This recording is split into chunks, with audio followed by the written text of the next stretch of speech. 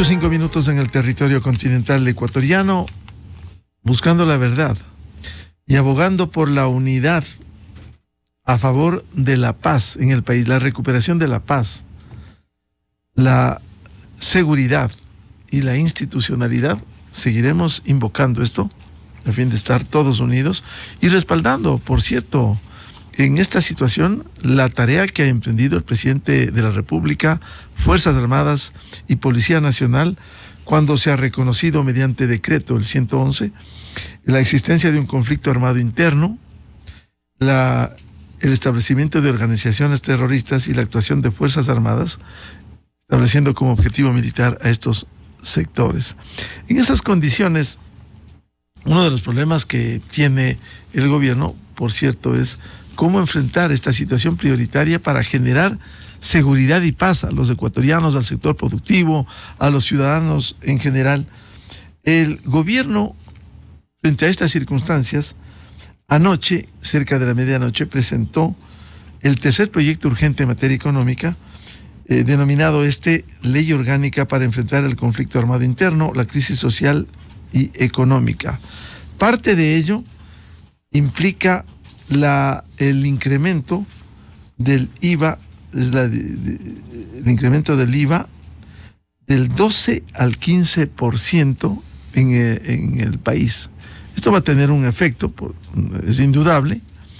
Si fuese esos recursos solo para la necesidad de enfrentar el conflicto armado interno, sería importante, no, con observaciones que voy a plantear a mis siguientes invitados, al menos dos. El uno, exigir al gobierno, al Estado, que por favor respete, sea austero, que exija calidad del gasto en todos los sectores, deje del dispendio en donde no se debe gastar recursos que vienen del pago de impuestos. Y por otro lado, el gobierno está obligado a enfrentar el tema de los subsidios. Venimos hablando tanto tiempo de esto y no ha habido poder humano. Aquí se intentó, en algún momento en el gobierno de Lenín Moreno, se hizo un proceso de escala paulatina de incremento de los precios de los combustibles. Algún momento el gobierno tiene de turno, tiene que perder el miedo a quienes emblemáticamente, como han sido dirigentes indígenas, hay que decirlo, se han opuesto a esto, a sabiendas de que esto beneficia a quienes tienen más recursos, el pagar combustibles a precio real, precio internacional, focalizando en defensa de los pobres, los sectores más vulnerables, como el transporte público. Eso habrá que hacer en algún momento, perder el miedo para enfrentar hoy en condiciones extraordinarias debido a la existencia de un conflicto armado interno. Con estos antecedentes quiero dar la cordial bienvenida a nuestros invitados, la economista Gabriela Uquillas, directora del Comité Empresarial Ecuatoriano, Javier Rosero, vicepresidente ejecutivo de FEDEXPOR, y el ingeniero Rodrigo Gómez de la Torre, dirigente del sector de la agricultura, expresidente, exdirectivo de los gremios. Bienvenida, bienvenidos. Quisiera empezar con este tema que anoche ha planteado el gobierno. ¿Qué piensa Gabriel Uquillas respecto de este nuevo proyecto urgente en materia económica, la Ley Orgánica para enfrentar el conflicto armado, la crisis social y económica, que implica la propuesta de aumento del 12 al 15% del IVA? Muy buen día, Gabriel. Muy buenos días a todos los que nos ven, nos escuchan. Gracias por recibirnos en este medio. Un saludo también a quienes me acompañan en este panel, a Rodrigo y a Javier. Un gusto compartir con ellos. Solo una aclaración, yo no soy economista, soy abogada, entonces para que nadie me cuestione luego el título. Desde el sector empresarial hemos recibido con sorpresa el anuncio que se ha dado el día de ayer. No conocíamos que venía una medida de esa naturaleza. Sí teníamos ya muy claro que debía llegar una medida económica. Nos lo había adelantado ciertos personeros de gobierno. Teníamos una situación económica identificada como de gran gravedad. Y necesitamos medidas urgentes cuando además se han suscitado situaciones lamentables que nos ponen al pie prácticamente de una guerra interna. Y para combatir la guerra, y ahí tomo las palabras del presidente de la República, para combatir una guerra es caro y es bastante caro, entonces necesita mucho dinero. ¿Cuál es el impacto de subir 3 puntos de IVA que de acuerdo a el documento que ya circula se podría identificar como un aumento permanente? Lo tenemos que identificar ya casa adentro entre los gremios. Recordemos que el Comité Empresarial aglutina 150 gremios de la producción. Y ya estamos en un proceso de análisis para poder hacer un pronunciamiento general, contundente y común entre todos los gremios. Sin perjuicio de ello, sí debemos mencionar que el análisis se va a realizar con absoluta objetividad, partiendo del conocimiento de las amplias necesidades que tiene el gobierno nacional, sin perjuicio de analizar también que no es una única opción, que hay más variables, que no solamente se puede requerir que los recursos salgan del sector privado, sino que también el sector público necesita hacer muchos cambios, muchos recortes, aplicar muchos cuidados, por ejemplo, en lo que es compras públicas, para que los recursos del Estado, que hoy serían mayores si se viabiliza este aumento en el impuesto al valor agregado, no vayan a saco roto, sino que ayuden realmente a combatir los graves problemas estructurales que posee el país. Básicamente, nosotros creemos en apoyar al gobierno nacional, creemos que esta es una guerra de todos, sin banderas políticas, y que los recursos tienen que llegar y tienen que administrarse de manera correcta. Puntualmente sobre el IVA nos pronunciaremos formalmente en las próximas horas. El argumento, doctora Uquillas, el argumento oficial que sustenta este proyecto que fuera presentado antes de la medianoche de este jueves, dice que el incremento en la recaudación este año sería de 1.071 millones de dólares adicionales. En el caso del año pasado, 2023, se recaudó por esta vía del IVA 8.444 millones. Es decir, subiría alrededor de 9.500 millones solo por concepto del IVA. ¿Ustedes van a hacer un análisis del impacto que tendría en el sector productivo? Por supuesto.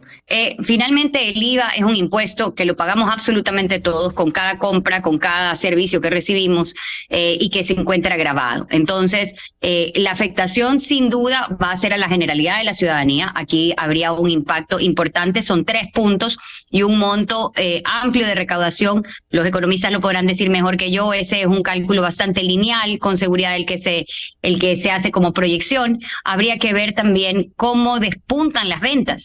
Las ventas han tenido una afectación en los últimos meses, producto de los problemas con la energía eléctrica, los problemas de inseguridad, una serie de factores que hacen que las ventas no sean constantes y peor aún no aumenten como uno quisiera, y al aumentar las ventas con seguridad aumentaría la recaudación de IVA. Entonces habría que ver si este aumento no afecta también el volumen de ventas que se genere y se lograría llegar a ese monto que plantea el gobierno nacional. Entendemos que las necesidades son bastante amplias, pero hay que identificar cuál es el mejor mecanismo para obtenerlas. Y por eso reitero, estamos ya en un profundo análisis de la medida para poderle dar a conocer a la ciudadanía de manera formal cuál es el pronunciamiento y la posición del Comité Empresarial Ecuatoriano y sus 150 miembros una vez que lo hayamos definido.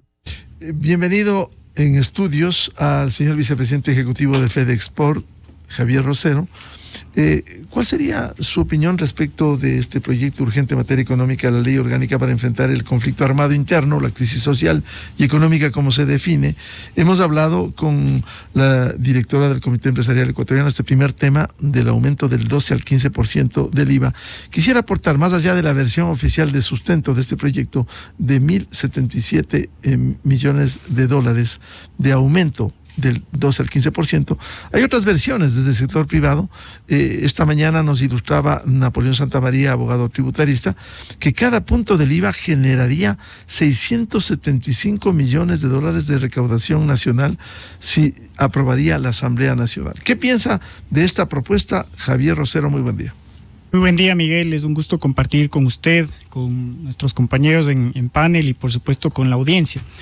Lo importante dentro de esto es valorar los esfuerzos que ha tomado inicialmente el presidente en torno a contrarrestar de manera contundente los problemas de inseguridad que le aquejan en este momento al país. Este es un punto crucial que nos une a todos como sociedad. Indiscutiblemente, esto va a requerir de algunos esfuerzos adicionales y en la mañana de hoy el presidente ya ha tomado una decisión. Nos parece a nosotros que ante las circunstancias excepcionales hay que respaldarlo, pero al mismo tiempo, y tomo las palabras de su introducción, es fundamental, es crucial que en este momento el gobierno también profundice con mucha seriedad los esfuerzos que se requieren para recomponer la situación de la sostenibilidad en torno a la reducción del gasto fiscal. Este gasto de calidad que lo venimos planteando no ahora, no porque hay una decisión en torno al IVA, sino que lo hemos venido planteando permanentemente desde el sector privado empresarial, en donde tenemos que revisar indiscutiblemente esta focalización de subsidios, tenemos que atacar fuertemente a la informalidad. No es posible que la base de recaudación recaiga siempre sobre los mismos contribuyentes. Nosotros hace poco, Miguel, venimos de una medida, o por lo menos desde el sector exportador junto con otros sectores productivos, de una autorretención que de por sí ya generaba un golpe adicional que supera los $1,000 millones en materia de liquidez. Y si bien ahora esto tendrá un enfoque para poder contrarrestar el problema de inseguridad, sí nos parece que es un momento en el que la reorganización y la reingeniería que se requiere en materia fiscal del gobierno tiene que llegar. Esto al mismo tiempo debe sentar las bases de la competitividad que se requiere en el sector exportador, y me voy a explicar por qué. Si bien es cierto, hoy hemos visto y en este mismo espacio se ha anunciado cómo muchos negocios han tenido que cerrar lamentablemente por las condiciones de inseguridad. Si bien ahora se está enfrentando con mucha fuerza el problema de la inseguridad, y ese es un acierto completo del gobierno, también tendremos que entender que retomar la paz, el orden, restablecer la operatividad a nivel nacional, sobre todo en las actividades empresariales, pasará mucho por recomponer estos problemas de competitividad, abordar ya los problemas estructurales. Y ahí nos parece que si bien el Ejecutivo tiene una responsabilidad importante, no olvidemos que la Asamblea en esos esfuerzos de Estado también tiene una responsabilidad importante. Así como ahora va a tratar este proyecto de ley urgente, a nosotros nos llama la atención que no tengamos consistencia de parte del Legislativo, cuando ayer el Legislativo tuvo la oportunidad de aprobar por unanimidad una oportunidad de tratado con China, de generar empleo como ayer, el tratado hoy lo con criticamos China. Para unas cosas sí, para otras vuelve el tema ideológico, el tema de interés, quizás de cálculo político electoral. ¿Por qué no aprobar el tratado con China? Y efectivamente, así como la inseguridad, o más bien el combate a la inseguridad, se tiene que convertir en una política de Estado, es decir, esto no puede a suscribirse específicamente a un gobierno, lo propio tiene que ocurrir con la política comercial. Nosotros entendemos que existen algunas inquietudes, pero lo que no podemos aceptar es la inconsistencia respecto al momento que vive el país y la necesidad que tienen todos los sectores a nivel de todo el territorio nacional de generar ávidamente empleo, porque esto tiene una consecuencia directa respecto a cómo le damos una fuente sostenible de ingresos a las familias que se encuentran en todas las provincias para que no se involucren justamente en la informalidad, en actividades ilícitas o directamente en estos grupos que están generando la inseguridad. Y la única manera estructural de generar esa recomposición social es a través del empleo en actividades que, como la agricultura, la acuacultura, la pesca, llegan con mucha fuerza hacia esas zonas rurales en donde se necesita generar empleo. Entonces, volviendo al punto, Miguel, nos parece ahí que la Asamblea tiene esa responsabilidad importante y fundamental de demostrar consistencia que incluso trascienda los propios dogmas, sino que le deje un beneficio tangente al país. De otra parte, insisto, el Ejecutivo tendrá que al mismo tiempo, con los recursos con los que se van a recaudar a partir de esta medida, no solo enfrentar el problema de la inseguridad, sino también recomponer toda la estructura social, productiva que se requiere para que nuevamente el país pueda retomar esa dinámica de trabajo, esa dinámica económica, esa dinámica del tejido social en sí mismo que se necesita para poder tener el beneficio a nivel país. Bienvenido al ingeniero Rodrigo Gómez de la Torre, dirigente del sector agricultor. Ha sido presidente también de gremios, de cámaras. ¿Cómo ve usted esta propuesta del gobierno? Con esa circunstancia como se ha invocado, hay que reducir el gasto fiscal, una exigencia que tiene que hacer con calidad el gasto. Y por otro, ¿por qué no enfrentar también o complementariamente el tema del sinceramiento de los subsidios a los combustibles? Buen día, Rodrigo. Muy buenos días Gaby, Javier, Miguel, a toda la audiencia. A ver, precisamente hace más o menos unas 12, 13 horas atrás, cuando el presidente anunció la necesidad de la medida de que esta guerra va a costar plata, pues planteé justamente eso. ¿Por qué no comenzamos retomando el tema de subsidios? Porque al final del día, los subsidios a quiénes son los más beneficiados. Contrabandistas y narcotraficantes. Seamos claros y seamos precisos. ¿Va a haber un impacto? Sí. Debe haber una protección. Dejemos el gas licuado de petróleo a un lado. El tema de la gasolina ya estaba en esa curva de reducción de subsidios, al igual que el diésel. El diésel se lo modificó en el gobierno de Moreno para que la reducción del 5% mes a mes pase a ser el 3%, para que sea más paulatino la reducción. Pero esto fue suspendido en el gobierno de Lasso en el mes de octubre del 21. Creo que es importante retomar los problemas estructurales, y ya ha sido mencionado, no solamente en la entrevista, sino por fuera, que el gobierno tiene que dar muestras claras, precisas y evidentes de bajar lo que en algún momento un dirigente gremial también hablaba, la despilfarra estatal. No es posible que sigamos con la burocracia excedentaria, porque tenemos que volver eficiente el aparato público. El aparato público lo pagamos todos, y no es justo que todos tengamos que pagar esta despilfarra cuando tenemos que ir controlando eso, dar ejemplo desde la autoridad, para que nosotros también apoyemos.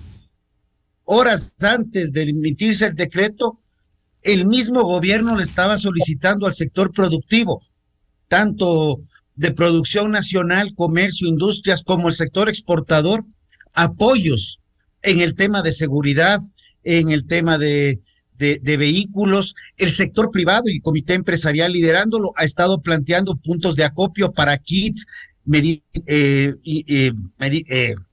kits sanitarios de limpieza, alimentación. O sea, el sector privado quiere trabajar, quiere que le dejen trabajar, pero el sector público tiene que dar ejemplo del otro lado. Y está bien que se le haya puesto para que este IVA sea por el tema de la guerra interna, que la conocemos desde hace rato. Pero la triste realidad, Miguel, yo creo que hay que decir las cosas claras. Esto de aquí es para corregir un problema de gasto público, porque los sueldos siguen subiéndose, no había sueldo, no había plata para pagar el 13º, la CFN me parece que le prestó plata, ahí entre instituciones estatales están cuadrándose las cuentas, y el IVA es el único impuesto que tenía recaudación inmediata, porque apenas se aprueba la ley, comienza a cobrarse el mes que viene. Entonces, el otro es el ICE, pero por favor, no le sigan metiendo la mano al bolsillo, porque el mismo presidente decía que lo último que quiere es ahogar con impuestos al sector privado. Sin embargo, lo que anticipa Javier con respecto a este pago anticipado de impuestos, porque es eso, es un pago anticipado de impuestos, la autorretención. Tenemos que ver que hay empresas que le brindan servicios al Estado, y el Estado no paga, pero sí cobra mes a mes la autorretención. Y ahora hay un incremento del IVA. No creo que es algo que yo personalmente vaya a oponerme fuertemente. Creo que hay que corregir. Creo indispensable el tema de subsidios, y me ratifico, porque los mayores beneficiados son contrabandistas y narcos, y ahora ya son calificados como terroristas. Entonces, corrijamos subsidios, pero también demos ejemplo de que si estamos en un estado de guerra, hay esta frase: entramos en economía de guerra, y eso es apretarse el cinturón, comenzando desde el papá Estado. Eso implicaría, Rodrigo, que paralelamente a este proyecto de incremento del IVA del 12 al 15, debiera el gobierno dar muestras claras, por un lado, de parar el gasto público, dar calidad al gasto, y por otro, sincerar los subsidios. ¿Es hora de hacerlo eso, Rodrigo? Pero eso, Miguel, es lo primero que se debe tener en un gobierno, es sincerar las cosas y trabajar con transparencia. Si se están yendo los subsidios, veamos cuánto se está consumiendo y dónde. Justamente eso hay que analizar, y no con datos del 2020 como algún momento se comparó, sino con datos del 19. La información existe. ¿Por qué la ocultamos? ¿Por qué la guardamos bajo 7 llaves? Recordemos años atrás, cuando alguien vestido con poncho y otro emplumado, y no me voy en contra de las nacionalidades ni los pueblos indígenas, pero se iban en contra de la sociedad aduciendo el tema subsidios, pero estaban defendiendo nichos políticos y nichos económicos, no estaban defendiendo a la población. Y se armó un bochinche y se hizo evaluaciones de cuál sería el impacto de la eliminación del subsidio al diésel, por ejemplo, y el impacto realmente no era tan grave como se dice. Colombia es un país mucho más competitivo que el Ecuador y tiene combustibles a precio internacional, al igual que Perú. Comencemos a afrontar las cosas y digamos las verdades completas, no verdades a medias.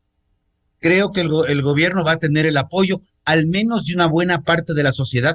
No sabemos qué va a pasar en la Asamblea, porque ahí también la cosa es siempre incierta.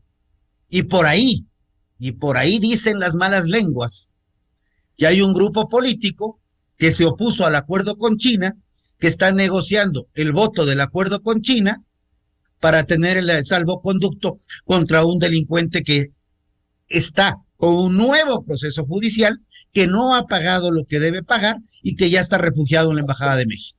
Claro, sería muy grave si el gobierno acepta a cambio del Tratado de Libre Comercio con China, que debiera ya finiquitarse en la Asamblea para que entre en pleno vigor este año.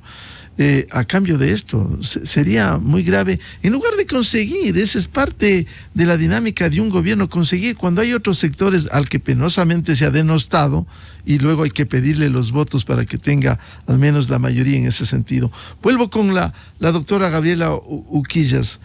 ¿Cree usted que debiera ir acompañado estas medidas urgentes como el aumento del IVA del 12 al 15 a través de este proyecto, con el sinceramiento de los subsidios, por un lado, y por otra, con el compromiso del gobierno de ser mucho más austero, controlar el gasto y tener calidad del gasto en el sector público?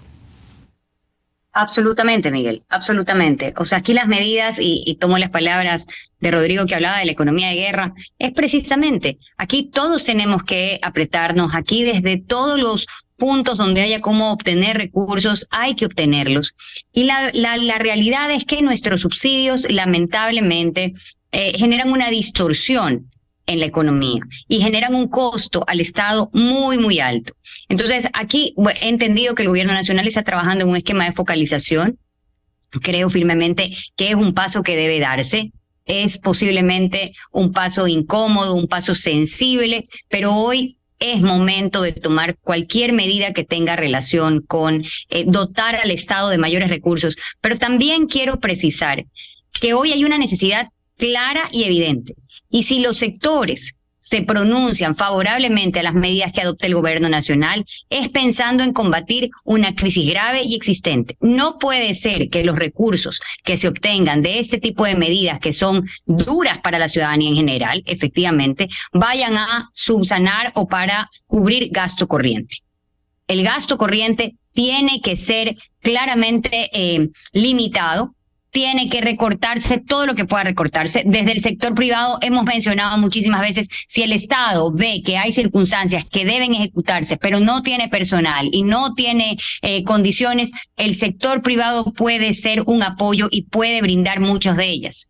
Lamentablemente, se ha sembrado la idea de que esta colaboración público-privada es negativa, cuando en muchísimos países los gremios empresariales, por ejemplo, son un brazo para muchos servicios que tradicionalmente los daba el sector público y que hoy se los puede brindar a través de la capacidad y de la infraestructura que tenemos como gremios, que además contamos con muchísima información al respecto. Entonces, aquí hay que dejarse ayudar, y yo creo que eso es muy importante, dejarse ayudar por parte del gobierno nacional, porque esto no puede ser simplemente la extracción de recursos que vayan a un saco sin fondo. Si los recursos van a un saco sin fondo, la ciudadanía no va a creer en las medidas que se adoptan, y si dejamos de creer en la posibilidad de una solución, entonces estamos en manos del crimen organizado finalmente. Claro, el que no vaya a ese túnel sin fondo de la caja fiscal, doctora Uquillas, implicaría que se sincere este aumento del IVA, en el caso específico del IVA, del 12 al 15, para que no sea, porque la ley es, el título de la ley es Ley Orgánica para enfrentar el conflicto armado interno, la crisis social y económica. No debiera, si va a ser para esta necesidad que tenemos efectivamente de los recursos para esta guerra interna que tiene el Ecuador hoy, ¿qué sucede si va a esa caja fiscal, ese tonel sin fondo, y alimenta el gasto fiscal? No específicamente, no debiera ponerse una especie de fideicomiso que garantice que esos recursos vaya para esta guerra interna por la inseguridad. Efectivamente, yo creo que si se hace un sacrificio por parte de la ciudadanía, tiene que ser un sacrificio destinado expresamente a lo que la ciudadanía hoy más necesita, que es recuperar la paz. Lamentablemente también tenemos experiencias en el pasado de cobros que se realizaron con un destino específico y lamentablemente se utilizaron para cualquier cosa menos para ese fin específico, y todo eso abunda y suma y son los causantes del gran y negativo resultado que vivimos hoy como sociedad y como país. Tuvimos un terremoto para el que ya el IVA se aumentó, para el que se pidió una contribución adicional, y lamentablemente ni las provincias afectadas tuvieron los resultados de las inversiones que debían salir de esos recursos que salieron de todos los ecuatorianos, ni vimos unos mejores días como debíamos. Entonces, aquí la seriedad en el uso del recurso es muy importante. Y aquí hay que comenzar a dar señas inmediatas. Seguimos sin ver un recorte en el sector público. Y no hablamos de recorte de 2 o 3 funcionarios por institución. Eso no es lo que necesitamos. Necesitamos hacer un análisis real de todas las instituciones que tiene el Estado. ¿Cuáles sirven y cuáles no sirven? ¿Cuáles generan acciones duplicadas? ¿Cuáles son imprescindibles? Porque muchas de ellas pueden ser válidas, interesantes, pero no son indispensables. Y hoy estamos en economía de guerra y solo debemos quedarnos con lo indispensable. Entonces hay que hacer un ajuste también interno en este superestado que tenemos, lleno de funcionarios, lleno de recursos. También debemos aprender a utilizar mejor los recursos. Yo creo firmemente en la comunicación, pero no puede ser que destinemos gran cantidad de recursos por un ministerio o por una secretaría de Estado o por una institución en hacer campañas publicitarias o gestiones de publicidad. Aquí tenemos que ajustarnos todos, no solamente la solución va a salir de recursos del sector privado, y de esta forma la ciudadanía va a ver realmente un trabajo conjunto y va a querer sumarse.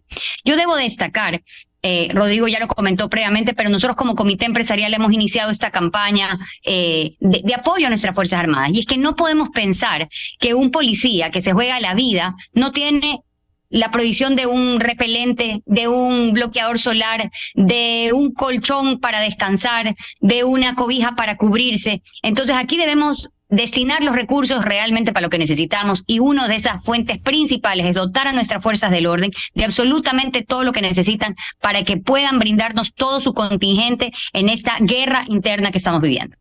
Muy importante, y lo hemos resaltado, esto que ha emprendido el Comité Empresarial Ecuatoriano, esta ayuda para quienes necesitan. Si están jugándose la vida en este combate, en esta guerra interna, como son militares y policías, lo cual es muy loable, y vamos a hablar más adelante. Vuelvo con el señor vicepresidente de la Federación de Exportadores, FEDEXPOR, Javier Rosero.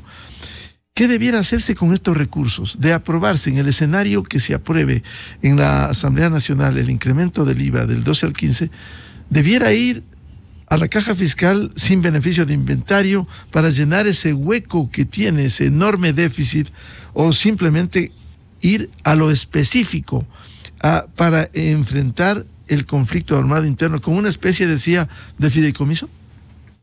Aquí hay dos elementos importantes, Miguel, en torno a su pregunta, y creo que en el primer bloque hemos coincidido en lo positivo, lo necesario, lo urgente que significa el restablecimiento del orden en el país y el combate contundente a la inseguridad.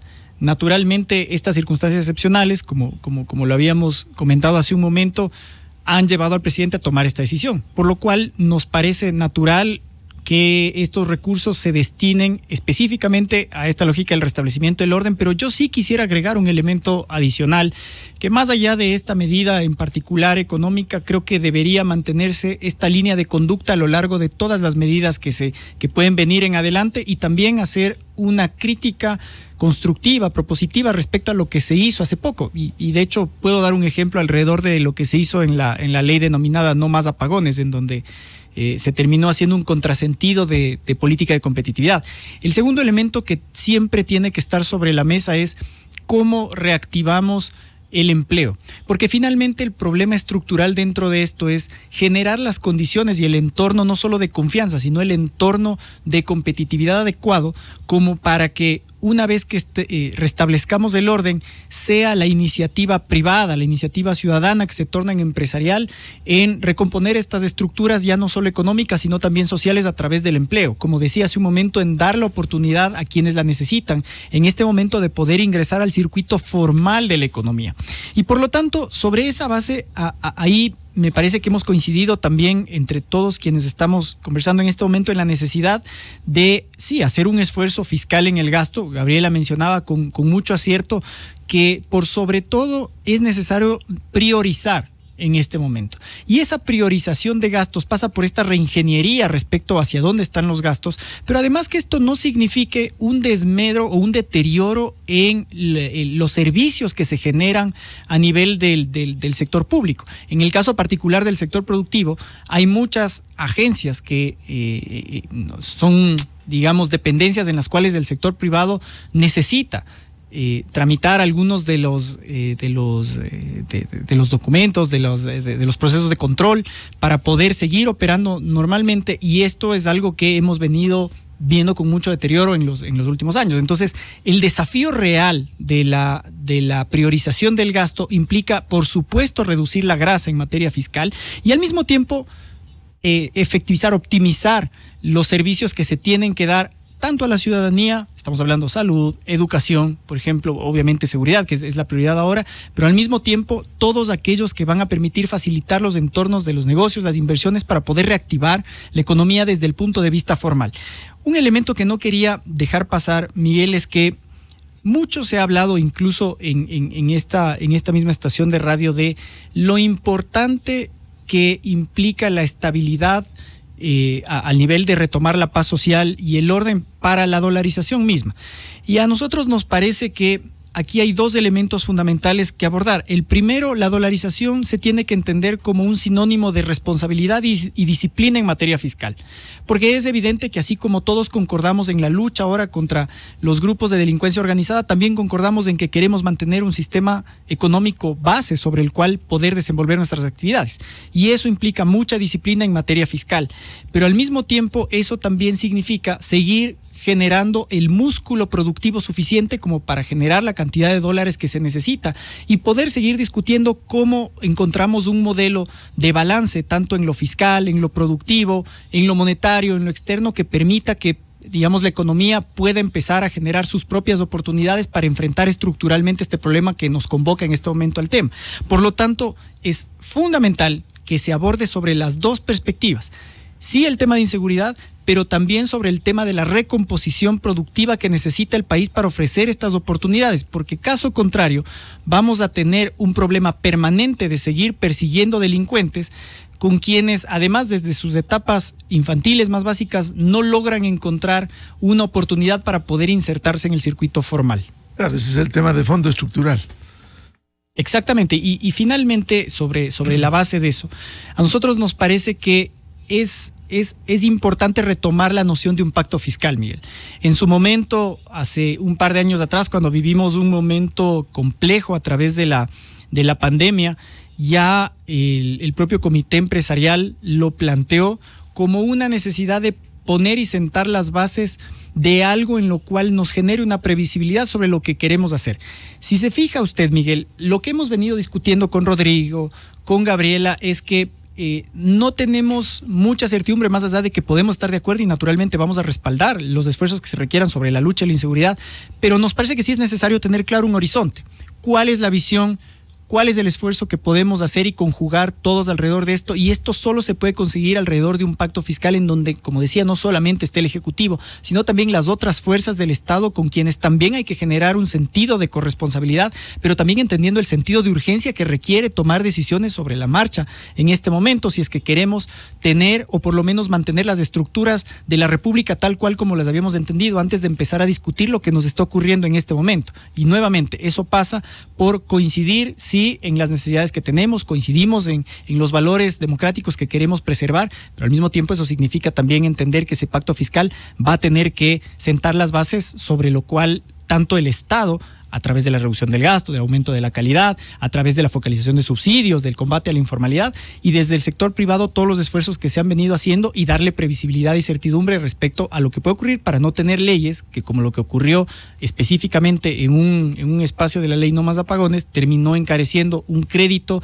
que se podría obtener de manera internacional, dado que las tasas locales no responden a la realidad que deberíamos tener en dolarización, y hace cada vez más difícil y asfixia la posibilidad financiera que necesitan las empresas. Claro, eso pudiera poner, porque eso puso la Asamblea, no vino del proyecto, en la ley energética, la ley No Más Apagones, la ley de competitividad energética, que pudiera poner en jaque la entrega de créditos. Esto encarecería. En un momento en donde lo que más se necesita es liquidez. Entonces, de vuelta, todos estos conceptos sobre los cuales se tiene que circunscribir la dinámica del Ejecutivo, la dinámica de la Asamblea, la dinámica del propio sector productivo, y que además pueda generar esta certidumbre por lo menos en el mediano y largo plazo, entendiendo que en el corto plazo todos nos hemos unido en torno a un objetivo común, que es restablecer el orden. Entonces, el pacto fiscal va de la mano indudablemente con la visión y la medida de poder contrarrestar el problema que tenemos en común en este momento. Ingeniero Rodrigo Gómez de la Torre, ¿qué debiera ocurrir con estos recursos de aprobarse, en el escenario de aprobarse el incremento del IVA del 2 al 15% en la Asamblea Nacional? ¿No debiera preservarse y que no vaya a ese tonel sin fondo de la caja fiscal para cubrir el déficit, gastos, y seguir en la misma dinámica? Javier Rosero hablaba del pacto fiscal. ¿Cómo lograr preservar que esos recursos, si se quiere enfrentar el conflicto armado interno, vaya para lo mismo? A ver, Miguel, yo creo que voy a retomar dos temas. Yo creo que es fundamental entender que la estabilidad fiscal va a dar estabilidad a la estructura nacional, ¿ya? Porque nos evitamos estas normas y leyes de impuestos por una sola vez, que quieren meterle la mano al bolsillo al sector privado para sostener la burocracia, que quieren sostener esto. La estabilidad fiscal es fundamental para la estabilidad del país y nos dejamos de emergencias puntuales. Seguro habrá uno que otro que le encanta la emergencia puntual porque de ahí lucra. Eso también hay que dejarlo en claro. Ahora, que curiosamente, parecería curioso, pero estamos precisamente iniciando el proceso judicial por el tema del mal manejo de los recursos extraordinarios por efecto del terremoto del 2016, razón por la cual el señor se fue a esconder en la Embajada de México. Entonces, ¿qué es lo primero que tiene que hacer el gobierno? Si va a recaudar $1, decir transparentemente a dónde va ese dólar. Si está yendo, como dice Gabriel, al gasto corriente, la situación se va a complicar. Entonces, si son recursos extraordinarios, hablemos claramente de a dónde están yendo los recursos. Si se va a reducir los subsidios. Le decía yo en su momento a un ex viceministro de Finanzas, le decía, por favor, estamos reduciendo subsidios. Como ministerio, publiquen si eso se está yendo a educación, se está yendo a maestros, se está yendo a la policía, se está yendo a los militares, a programas sociales, pero que todo sea en función de transparencia, porque también los programas sociales han sido vistos y han sido manipulados por ciertos actores, digamos, opacos. Tenemos que trabajar en procesos de transparencia y tenemos que dar también un reforzamiento a lo que está sucediendo en el caso Metástasis.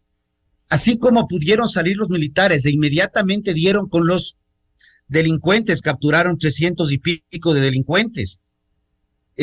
Así también hay que hacer inteligencia financiera para ver dónde están estos recursos que no están claros en la economía y que está la UAFE y está el SRI y que las cosas se pongan lo más claro posible. El país necesita salir adelante. El primer paso que se requiere, y me atrevería a decir que antes de inseguridad, es transparencia y claridad sobre lo que está pasando, porque eso genera confianza.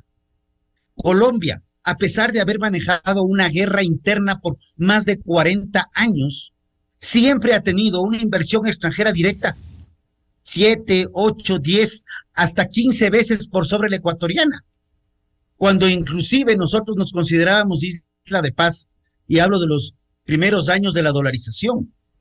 Algo más hay puertas adentro que no genera la confianza del caso. Y lo conversábamos semanas atrás con Jaime Carrera, que decía, son 43 años en que no, salvo 1 o 2 casos puntuales, no hay inversión extranjera directa. La inversión viene por la confianza. Comencemos a generar confianza. Hay que combatir los otros problemas, indiscutiblemente. Pero también tenemos que dar estabilidad normativa y, como digo, el Estado tiene que ser el primero en dar ejemplo de transparencia. El candidato Noboa en su momento habló de una depuración tributaria y que sirva también para que haya una normativa tributaria coherente, porque una cosa es lo que pone el gobierno central y los municipios ponen otros impuestos que a veces hasta se duplican entre ellos. Entonces tenemos que ir viendo una depuración tributaria y me atrevo a comentarles algo.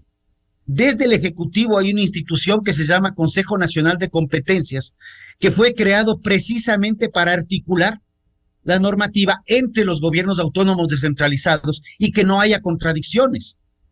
Qué curioso.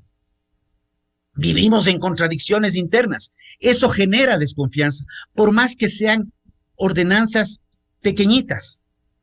Tenemos que ir creando un espacio que nos permita trabajar. Yo creo que eso es fundamental. Y bueno, como dije de inicio, veamos qué pasa con la Asamblea, porque lamentablemente ese es un sitio que nunca sabe uno por dónde mismo van y por dónde van los tiros o por dónde van los votos o los intereses. Doctora Gabriela Uquillas, ¿cuál es la expectativa que se tiene frente a la Asamblea? Estamos en un problema, en un estado de excepción. Loable lo que ustedes vienen haciendo, ya entregando, canalizando, organizando esta ayuda. Y por otro lado, ¿se podrá lograr un pacto fiscal como planteaba Javier Rosero, a fin de analizar en su conjunto no solo el aumento del IVA, sino también paralelamente abordar, resolver el tema subsidios y el tema del gasto público? Bueno, yo creo que hoy la Asamblea tiene una labor sumamente importante. La Asamblea tiene hoy la oportunidad de ser parte de la solución o un profundizador del caos. Y yo espero que actúen con la responsabilidad de país. Creo que hay momentos en que hay que dejar la política de lado y hay que pensar en la realidad de lo que nuestro país necesita, por las futuras generaciones, por nuestros hijos, por lo que se viene, que vemos que no va a ser positivo si no emprendemos cambios importantes. Me parece que Rodrigo mencionaba el tema del acuerdo con China el día de ayer. Identificar que algo tan importante para el país, para las oportunidades del país, se negocia como una moneda de cambio o se utiliza para presiones políticas es realmente decepcionante. Y yo espero y quiero pensar que no es así, que hay un análisis profundo, que vamos a llegar a una conclusión conforme lo que el acuerdo puede representar para nuestro país, que nosotros desde el Comité Empresarial Ecuatoriano creemos que es ampliamente positivo, que tener un acuerdo comercial con nuestro principal socio comercial al día de hoy es primordial y que no podemos dejar que una vez más se nos pase el tren como se nos pasó con Estados Unidos. Hay que hacer una serie de cambios y hay que hacer una serie de ajustes casa adentro. Y yo pongo por ejemplo, hoy en día una de las grandes decepciones que tiene el sector privado es que cada vez que tiene que acudir a una entidad pública por un servicio público, lo que se encuentra es con un servicio deficiente, con sistemas tecnológicos caducos, con una serie de papeles que hay que llenar y que no tienen ninguna conexión con la modernidad. Y cuando uno le pregunta a la institución qué está pasando si yo pago por ese servicio y unas tasas que se pagan, te dicen, no, mira, es que las tasas van al presupuesto general del Estado y nunca regresan a mí. Entonces, si alguien está pagando, por ejemplo, por una tasa, por un servicio en agrocalidad, en el ARCSA, que es de sanidad, o en el Servicio Nacional de Aduanas, o en el SRI, lo mínimo que uno espera es que esas entidades estén al día con la prestación de los servicios que nos brindan. Entonces, además de hacer un pacto fiscal, que yo comparto 100% y espero se logre, también hay que sincerar nuestras necesidades y buscar cómo actuar de la mejor manera casa adentro como parte del gobierno nacional. Y yo creo que una de las medidas inmediatas que se deben adoptar es volver a dotar a las instituciones que brindan servicios de los recursos para que los servicios sean de la mejor calidad posible. Uno paga feliz cuando lo que recibe es de buena calidad. Uno no entiende por qué paga cuando además de que paga nadie le da el servicio. Entonces, son una serie de medidas y una serie de mejoras que hay que ir implementando y que yo creo que son parte de este gran camino de solución, que si el gobierno nacional realmente se ha puesto como meta transformar el Ecuador, devolvernos la paz y crear un mejor esquema de competitividad, tenemos que sincerarnos en todos los aspectos e incluso tocar este tipo de temas que podría parecer muy chiquito, pero que significan mucho en la dinámica competitiva del sector productivo. Javier Rosero, ¿cómo enfrentar este problema en estas condiciones de urgencia? ¿Cuál debiera ser la respuesta de la Asamblea Nacional? ¿Y cómo lograr lo que usted bien decía, pacto fiscal? ¿Cómo armonizar esto? Esto pasa, Miguel, por discutir ciertos principios y políticas de Estado. Creo que también hemos coincidido en este espacio de que uno de esos principios que debe guiar es sincerar los gastos. Esto significa un principio de transparencia. Hablamos también de un principio de estructuralidad. Esto significa abordar con mucha voluntad política cuáles son esos desafíos estructurales que todavía quedan, no solo en materia fiscal, que sin duda es muy importante, pero también los otros desafíos que quedan en los otros ámbitos para la recomposición social y económica del país. Y claramente, dentro de eso, hay que fijar políticas de Estado, Miguel. Es decir, esto nuevamente no puede circunscribirse a una coyuntura, si bien la coyuntura en este momento nos está obligando a repensar cuáles son las prioridades que tenemos como país, pero me parece que es evidente que esas políticas de Estado tienen que marcar cuál es la visión hacia donde se dirige el país. Dentro de eso, lógicamente, lo que hemos discutido, combate a la informalidad, subsidios, el aumento en la calidad del gasto público, un espacio que es importante, que lo anunció el ministro de Economía en esta misma radio hace pocos días atrás, que es el abordaje hacia las empresas públicas, en donde, por ejemplo, ahí hay mucho por hacer en términos de su gobernanza, la transparencia, los estados financieros. Sería inaceptable, imagínese usted, cómo nos sentiríamos los ciudadanos al ver que en un momento de crisis aumenten gastos corrientes en las empresas públicas, se aumenten sueldos. Entonces, todo esto, digamos, iría en un contrasentido a la realidad y al sentido de urgencia que necesita en este momento el país. Y claramente usted ha planteado en la segunda parte de su pregunta la corresponsabilidad que tiene también la Asamblea alrededor de esto. Y ahí permítame retomar lo que yo decía en la primera intervención. Por sobre todo, consistencia. Consistencia en el sentido de que el apoyo unánime que hemos visto para algunos elementos, o casi unánime para algunos elementos, debería ser trasladado hacia todo aquello que en este momento permita abordar los dos elementos importantes que tiene el país al frente, que es este combate a la inseguridad y al mismo tiempo cómo estructuralmente vamos haciendo una reestructuración de los temas económicos, del empleo, de combate a la pobreza. Y claro, alrededor de eso, lo que viene ocurriendo, si retomamos el tema de lo que pasó ayer en la discusión con el acuerdo con China, hoy es el acuerdo con China, Miguel, mañana puede ser otro tema u otro acuerdo comercial que al mismo tiempo le pueda generar una oportunidad al país para poder retomar la fuerza productiva y que la Asamblea se entrampe alrededor de eso, lo cual sería una muy mala señal. Dilate como ayer, ¿no? Sí, si bien es cierto la sesión no se ha cerrado, entendemos... La próxima semana se retomará. Se va a retomar y lógicamente nuestra expectativa es que sobre la base de lo que estamos discutiendo y la opinión que estamos generando en este momento, se puede entender que ese sentido de urgencia pasa también por las necesidades que tiene la gente en este momento de poder acceder a una fuente de empleo, por lo menos a una fuente de empleo formal. Y por lo tanto, alrededor de eso, esa responsabilidad que tenemos cuando tenemos de frente, y no todo el tiempo ocurre esto, Miguel. Estas son cosas que durante más de una década las rezagó el país y nos rezagamos en relación a un mundo en el cual no estamos desconectados, en donde nuestros socios comerciales, un empleo que no se generó aquí en el Ecuador, son empleos que se generaron en los socios competidores, se generó en Colombia, se generó en Perú, en toda Centroamérica, Chile, que empezaron a aprovechar justamente esta dinámica en torno a las políticas de Estado.